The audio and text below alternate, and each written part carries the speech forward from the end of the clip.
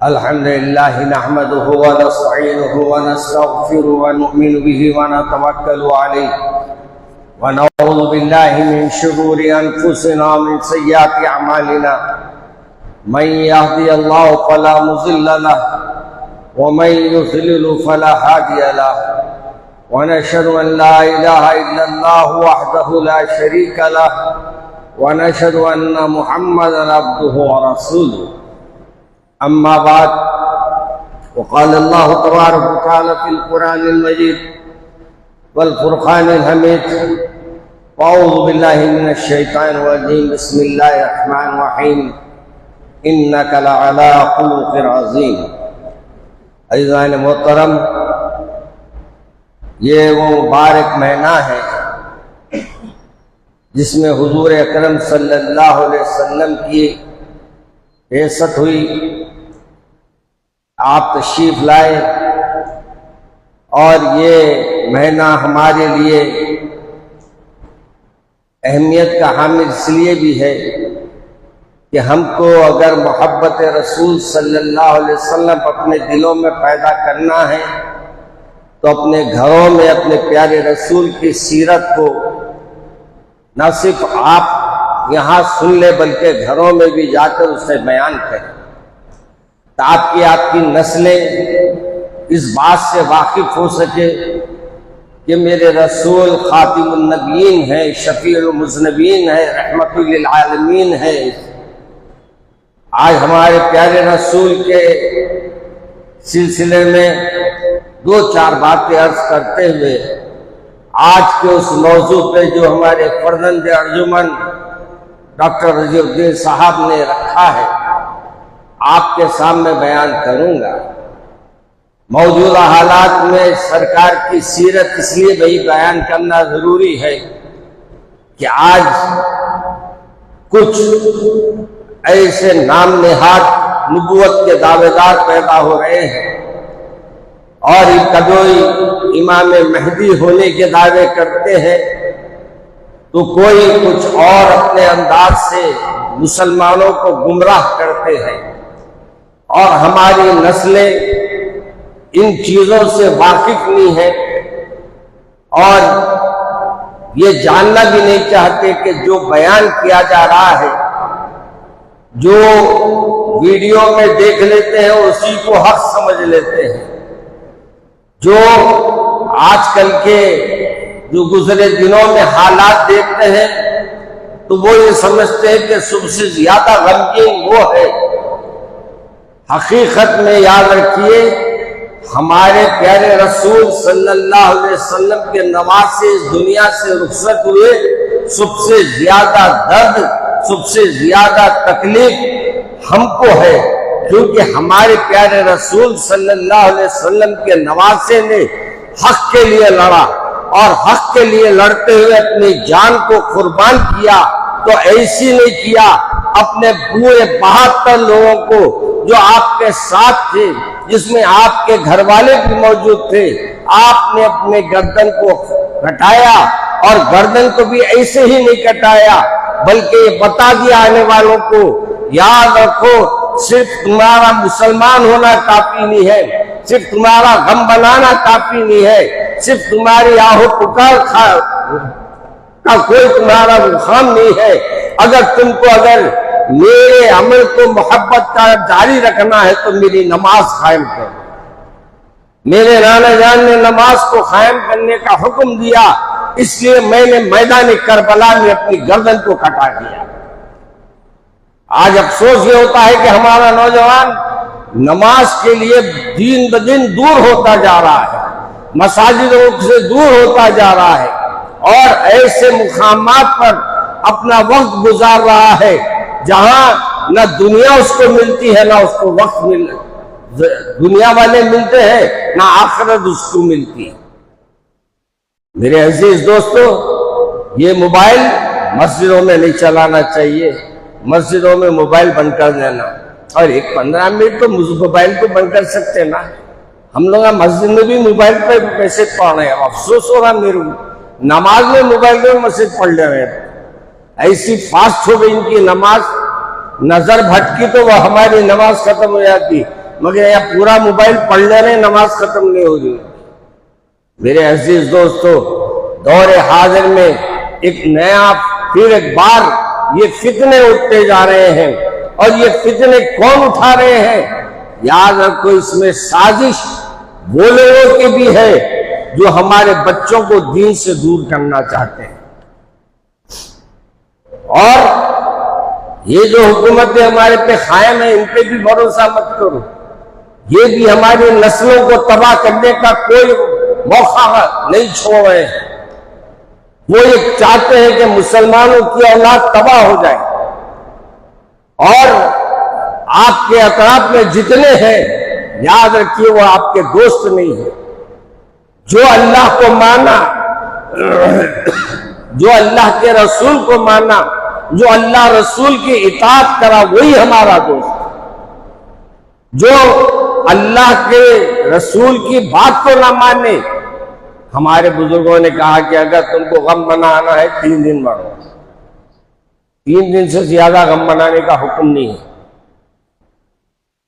और हमारे पास कोई ऐसी बातें नहीं है जो आज हम देखते हैं, और हमारा ये नौजवान समझ रहा है कि बातें सच है।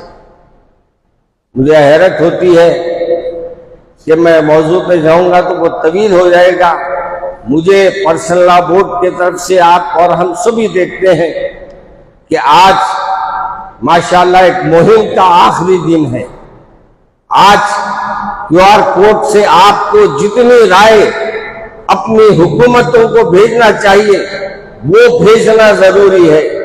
इसलिए आज अपने मोबाइलों का इस्तेमाल करिए, अपने घर वालों का मोबाइल इस्तेमाल कीजिए, अपने घर वालों को ले जाकर ये QR कोड लीजिए और उनके मोबाइलों से, अपने बच्चों के मोबाइलों से, अपनी बीवियों के मोबाइलों से अपनी राय को दीजिए, और ये बता दीजिए कि हम ये बिल जो आ रहा है जिसको हुकूमत तरमीम करना चाहती है, क्यों कर रहे हैं, आपको जरूरत क्या पेश आई? हमारा निकाह, उनके पेट में दर्द, हमारे को बच्चा हो रहा, उनके पेट में दर्द, हर मामले में दर्द उनको हो रहा। इस बात से शायर ने खूब अच्छा कहा था, कैसी सरकार कैसे मरता है, लजगी हमारी है उनको दर्दा है। आज हमारी हाल ये हो गया, हमारे हर मामले में निकाह में तलाक हो रही है, तलाक कैसा होती, हम 3 तलाक होने नहीं, तू कौन है बोलने वाला? शादियां 1 से 4 में होना, हम लोग शादियां करके लाते रहे बाबा, तुम लोग ऐसा घर में 1-4 बाहर नहीं रखते रहे भाई। अब उनके लोग उनकी तारीफ कर रहे थे, मैं नाम ले लेता हूं उनका। स्टेज पे एक सियासी साहब बयान दे रहे थे, इंटरव्यू दे रहे थे। इंटरव्यू में उन्होंने हमारे जितने ऊपर कुर्सियों पर बैठे रहे, उन्होंने एक के नहीं होते, कई के होते हुए। अब हमने बोल रहे, उनकी पार्टी का आदमी बोल रहा है। हमारे को अल्लाह के रसूल का खौफ है। आज कितना भी गुनाहगार होगा वो जिना से बचने की कोशिश करेगा, गुनाह से बचने की कोशिश करेगा। शराब पीता है, तो बहुत अच्छा देखा, परसों एक साहब आए थे, शराब के बारे में ऐसी गुफ्तगू हुई, तो वो जो दिल में उनके दर्द था, उन्होंने उसका एहसास दिलाया कि मौलाना, खौफ तो हमको भी रहता है, मगर ये जो हमारे को इधर लाया गया है, यानी हम उसमें ढल गए हैं, लिहाजा हमारे लिए उससे बचना मुमकिन नहीं रहा। मगर याद रखो मेरे अजीज दोस्तों, अल्लाह हमारे पर रहम करेगा। अगर हम, मेरे सरकार के जमाने में शराब का हुक्म आया था, जो रोज शराब पिया करते थे, लेकिन जब हुक्म आया, मदीने के गलियों में शराब बह रहा था, मगर कोई पीने वाला खड़ा हुआ नहीं था, कोई उसको लेने वाला खड़ा हुआ नहीं था। आज भी हमारे पास अल्लाह के रसूल को मानने वालों के पास वो दिल है कि अल्लाह के रसूल की बात जिस दिन अल्लाह उनके दिल में उतार देगा, तो शराब, शबाब सबको लात मार देंगे। यारा नम हो तो ये मिट्टी बड़ी जरखेज है साखी, शायर ने कहा था। ये मिट्टी जो है बड़ी जरखेज है मियाँ, सिर्फ इसकी नमी आना है। और नमी अल्लाह के रसूल की महफिलों में आओ, इंशाअल्लाह अल्लाह दिल नर्म कर देगा। और अल्लाह नर्म जब दिल कर देगा तो अल्लाह के रसूल की बात दिलों में खुद उतरना आसान हो जाएगा इंशाअल्लाह। मेरे अजीज दोस्तों, इस वक्फ तरमीम बिल में जो चीजें तरमीम करने की ये तजावीज ये लोगों ने पैदा किया है और नए चीजों को ये लोग इसमें डाल रहे हैं, इनके जहनों में लोग ये बता रहे हैं, हर जगह गैर मुस्लिम भाइयों को हमारे भटका रहे हैं और ये कह रहे हैं कि मुसलमान जिस चीज को वक्फ कह दे और ये कह दे कि ये वक्फ है तो वो वक्फ हो जाती है। हालांकि ऐसी बात नहीं है। हमारे पास तरीक़ेकार ये है कि हमारे बुजुर्गों ने ये जमीनों को वक्फ किया था। क्यों किया था? इसलिए किया था कि आइंदा आने वालों को हमारे इन जमीनों से कुछ फायदा हासिल हो, इनकी तालीम हो सके, इनके घर के हालात को अच्छे करने में मददगार बन सके। ये अलग बात है कि हमारी वक्फ बोर्ड आज गुज़िश्ता सीएम साहब ने लॉक करके गए। किसको? वक्फ बोर्ड के उस रूम को लॉक करा दिया जिसमें हमारे दस्तावेजात है। और वो साहिब मौसूफ तो हुकूमत छोड़ दिए, वो तो हार गए, लेकिन अभी तक भी वो लॉक जैसे का है वैसा पड़ा हुआ है। और वो लॉक डालने की वजह क्या है मालूम? ताकि जितनी मुसलमानों की जमीन हड़पना चाहते हैं हड़प लें। उन्होंने भी गुजरे हुए सीएम साहब हमारे कोई दोस्त नहीं थे, ना हम इनको दोस्त समझते। गलतफहमी में हम ये नहीं रहना चाहिए। हमको ये जरूरी है कि हम अल्लाह से डरे और आपके बस में जो है वो काम करें। मेरे अभी आपके सामने कहा ना, आप अपने बस का काम कीजिए, अल्लाह उसके पर मामला कर ले। आप अल्लाह के लिए 2 कदम बढ़ाइए, अल्लाह आपके लिए 10 कदम बढ़ेगा और आपके रास्ते को अल्लाह रास्ता आसान फरमा देगा। और इसमें यह भी बात कही गई है कि वक्फ बोर्ड जो बनेगा, यानी इन बोर्डों में 2 गैर मुस्लिम भाइयों को शामिल किया जाए। हमारा ये कहना है कि भाई हमारे को आप क्या उनके इंडोमेंट में हमारे को भी मौका देंगे? गैर मुस्लिम जो इंडोमेंट बने हुए हैं या उनके वक्फ प्रॉपर्टियों की जो निगरानकार है, क्या उसमें हमको भी आप मुसलमानों को भी शरीक करेंगे? ये करने वाले नहीं है। ये सिर्फ मुसलमानों को तंग करना इनका मकसद है और मुसलमानों को इनको आजमाइशों में डालना इनके अंदाज है। इसी तरीके से आइंदा इख्तियारात जिले कलेक्टर को दे दिया जाएगा। और आजकल के कलेक्टरों का तो मालूम है, कोई जगह बची भी है जो हुकूमत के इशारे पे काम रुकने वाला है। हुकूमत बोल देंगे इसको डिक्लेयर कर दो। अब आप देखिए डिटेंशन सेंटर में ले जाके जिस लोगों को बंद कर दिया गया है आसाम में, ये जुल्म है। क्यों जुल्म है? इनको ये बता रहे हैं कि आप रोहिंग्या से आए हैं, आप फुला जगह से आए हैं। अच्छा, कमाल की बात है, 10 लोग घर में है, उसमें से 3 आदमियों को बाहर वाला बता रहे। बेटा यहाँ का बता रहे, अम्मा वहां की बता रहे हैं, अम्मा यहाँ की बता रहे, बेटा वहां का बता रहे।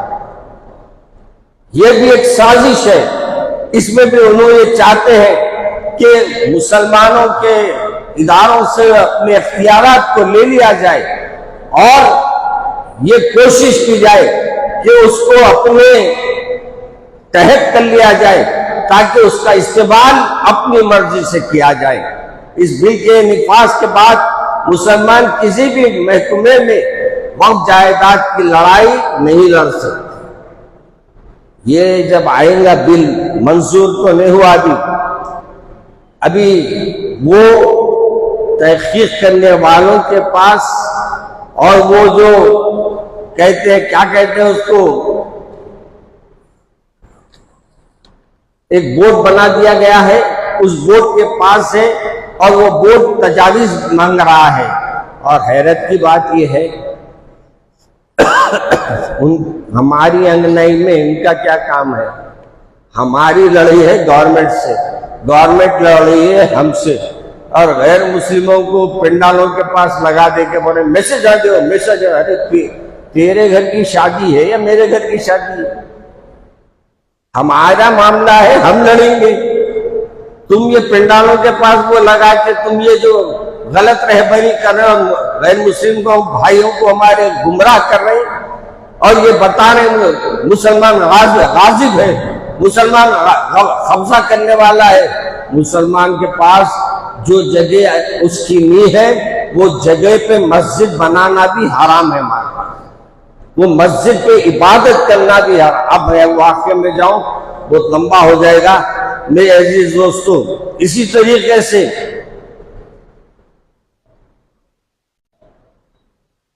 ये जमीनों के बारे में ये गवर्नमेंट ये भी चाहती है। अब ये बास मुख्तलिफ कपड़े पहनने वाले, झोला अपना है, कमाला उनके है उनके पास, उनसे बचिए जरा। और जो सही रहबरी कर रहा है वो आपका पर्सनल बोर्ड है, उसकी रहबरी को पर चलिए, इंशाअल्लाह आपको कामयाबी मिलेगी। अल्लाह कामयाबी हमारे लिए रखा है, बशर्ते कि हम अल्लाह के ऊपर यकीन रखें, अल्लाह पर भरोसा रखें। अल्लाह मुझे और आपको अमल करने की तौफीक अता फरमाए। हाँ अजीज दोस्तों, आज मैं यहाँ से गुजारिश कर रहा हूँ कि मैं यहाँ से आज पैदल चलूँगा घर तक, यानी पंजेशाह तक, और रास्ते में QR कोड ले लेके जाऊँगा, और हर दुकान पे ठहर के, हर मोहल्ले में ठहर के, हर मुकाम पे ठहर के जो नहीं किए हैं उनको उसकी दावत दूंगा। आप भी अपने QR कोड लीजिए, अपने रास्ते में जो भी मिला उसको बोलिए भाई इस पे कर दीजिए, आप एक मैसेज दीजिए। आपका फरीजा है, आपके इस फरीजे से आप अपने आप को दूर मत रखिए। ये कौम की अमानत है और ये अमानत की हिफाजत आपका और मेरा जिम्मा है। आलिया बेगम साहिबा की सेहत के लिए दुआ की गुजारिश की गई। अल्लाह तमाम बीमारों को शिफाए कामिला व आजिला अता फरमाए। और माशाअल्लाह हमारी मस्जिद का काम बहुत तेजी के साथ चल रहा है। बाजू हमने रूम बनाए और शाम में आप देखिए माशाअल्लाह मीनारे भी लग गई है। और हमारे जो हाजी साहब हैं, हमारे जो जिम्मेदारान कमेटी है, वो सब मिलकर इस काम को आगे बढ़ा रहे हैं। इसमें काबिल जिक्र हमारे वाहिद भाई है, और हमारे रहमत पाशा है, हमारे मोइज साहब है, जो माशाअल्लाह ये कुछ काम को अंजाम दे रहे हैं। और पीछे भी माशाअल्लाह इस मस्जिद के दीवारों में झाड़ें उड़ गई थी और पूरी यानी दीवारें खराब हो गई थी, अल्हम्दुलिल्लाह उसकी भी असरकारी हो गई है। मैं तमाम को मुबारकबाद देता हूँ और शुक्रिया अदा करता हूँ कि वो मस्जिद को सजाने में जो काम किए हैं, अल्लाह उनके घरों को भी सजा दे, अल्लाह उनके घरों में भी खुशियाँ अता फरमा दे। अस्सलामु अलैकुम व रहमतुल्लाहि व बरकातहू। हाँ, हफ्ते के दिन हुसामिया मंजिल पंजेशाह में सीरतुन नबी सल्लल्लाहु अलैहि वसल्लम का 9 बजे से मरकजी जलसा है। इंशाअल्लाह 9 बजे से 12 बजे तक रहेगा। आएंगे ना इंशाअल्लाह? हुसामिया मंजिल पंजेशाह मेरे घर पे, मेरे बाबाजान के घर पे, तो वहां तशरीफ लाइए, अपने औलाद को लेके आइए ताकि उनको मालूम हो कि सीरतुन नबी सल्लल्लाहु अलैहि वसल्लम से वो वाकिफ हो सके। इसलिए जरूर आइए।